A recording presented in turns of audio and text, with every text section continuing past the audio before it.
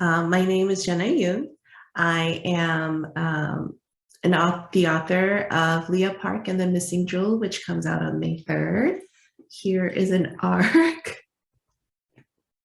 Um, a little bit about myself. I lived about half my life in Korea and the other half in the States. My background is in Korean art history. I have a master's in Korean art history. And currently, I'm living in Texas. And so I've got all kinds of questions for you, but I think we should start with when did you catch the writing bug? What's your first memory of thinking, oh, I might want to be an author someday?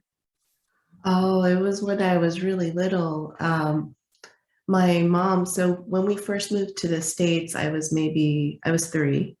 And so, like, one of my first memories is my mom would give me a coloring book, and I would color on it.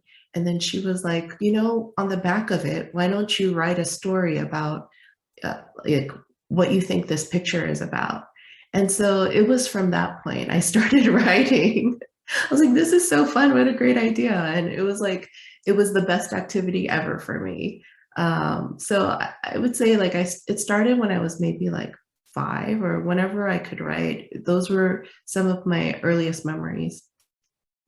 And out of curiosity, do you remember if your first story would have been written in English or in Korean? Because you were fluent in both at that point, right? I was fluent in both at the time. I think it was English because my parents didn't really teach me how to write in Korean as much because they were focused on me learning English and getting ready for kindergarten.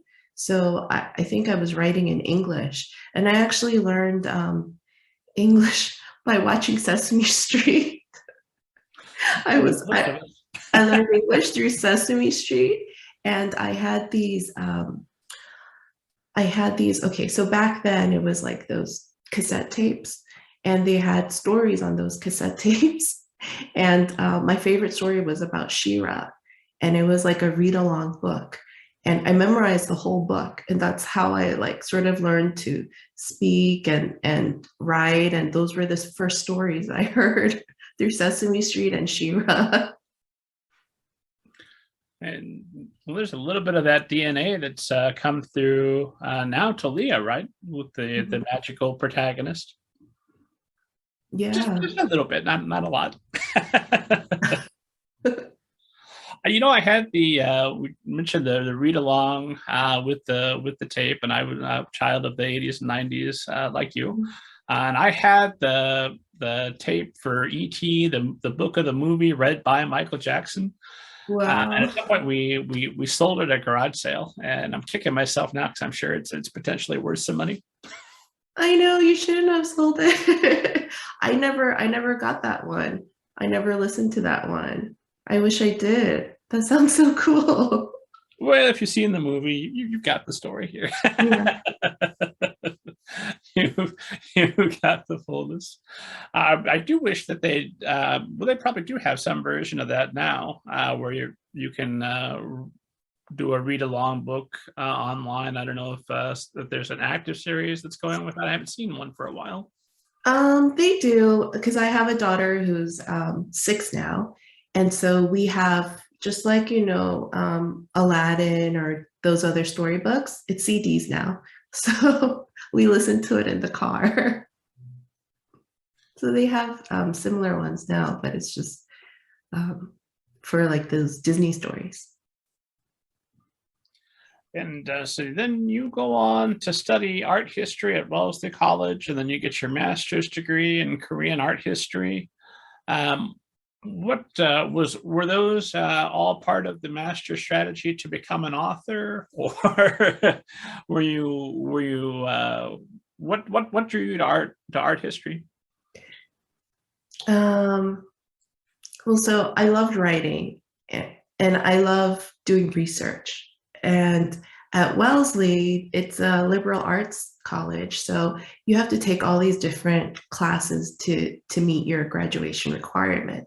And so one of the first classes I took was an art history class, and I was like, wow, I can like do a lot of research here and like it felt like detective work for me to figure out different things and putting pieces of a puzzle together. And so that's sort of how I got into art history. And during my senior year, I took a class on Chinese art history. And towards the end of it, I was writing a research paper, and it was on the Song Dynasty in China. And I wanted to write a research paper on the trade between the Song Dynasty in China and the Goryeo Dynasty in Korea. So of course, I went to the library to do my research, and there were like no books on Korea. I was like, oh, that's strange. And then I went to the bookstore and all these places, and I couldn't find very many books on Korea. And at that time, it was 2000, early 2000s. So there wasn't much on the internet either. And, I asked my professor why not. And he was just kind of saying there was a lot of research done in America or in the States about China and Japan, but for Korea, there wasn't that much. And he was like, why don't he was like, this is a great opportunity for you. Like, your parents are still in Korea. You could go back to Korea, go to graduate school, and then do your master's there, and then come back to the States and get your PhD here. And then you could be a professor in Korean art history. You could be a pioneer. I was like, and I was like in my early 20s, I think I was like 21 or something. And I was like, that's brilliant. I should do that.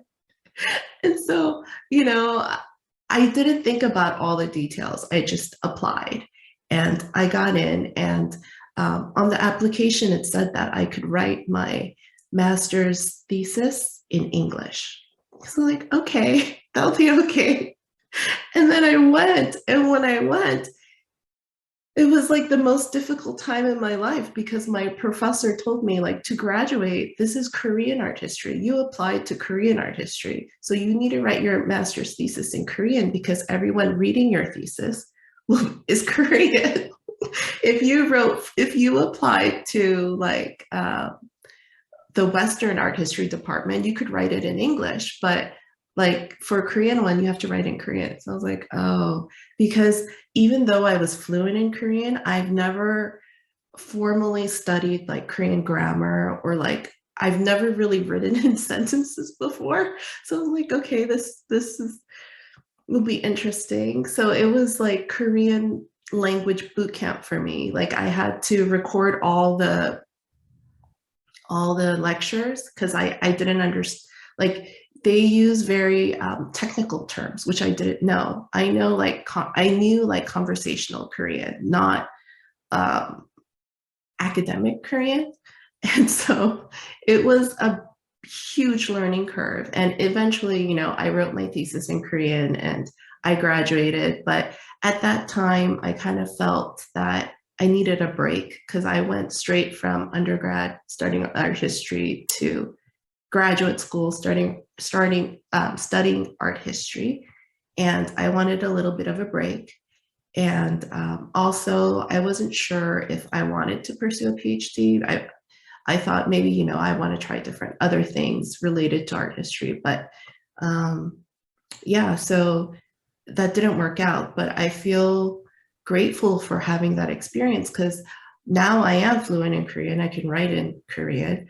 And I've learned so much about Korean art history, and I can incorporate that into my writing. So, I don't regret it, but it was a really difficult experience.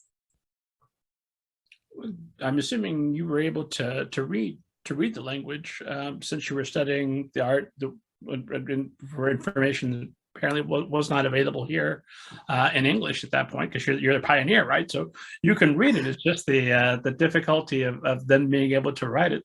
So how did you overcome that? Did you have a coach that came and worked with you, or several, or peers that reviewed your stuff? No, so in the beginning, I recorded everything. And when I had to write, I wrote it in English first. And then I translated it into Korean using like dictionaries. And then I was living at home with my parents. So my dad helped me like look over my sentences, but it was a really long process to write everything in English and then have to translate it. And then as time went by, I got used to it, and you get used to certain like words and phrases that they use a lot in like in academia. And so that became a little easier. And eventually I started thinking first and writing first in Korean. So that shortened the writing process a lot more. But it was just a lot of memorization, a lot of reading, just really long nights and listening to the recordings of the lectures, because in the beginning when I was listening to the lectures, I had to listen to what he was saying and then translate everything into English and write it down because I couldn't write Korean fast enough. And so that took a lot of time too.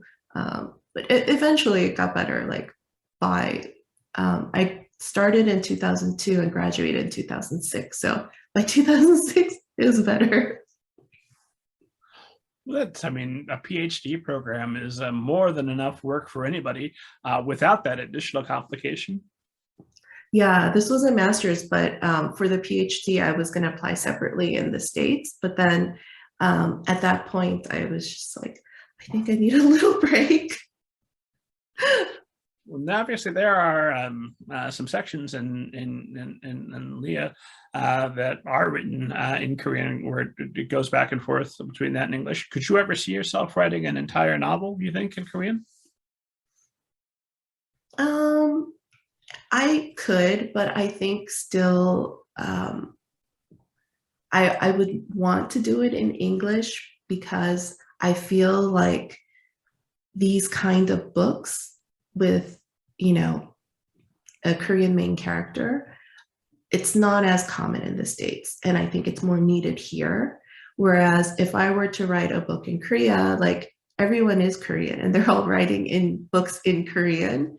And I feel like I could reach more readers if I were to do that here in English.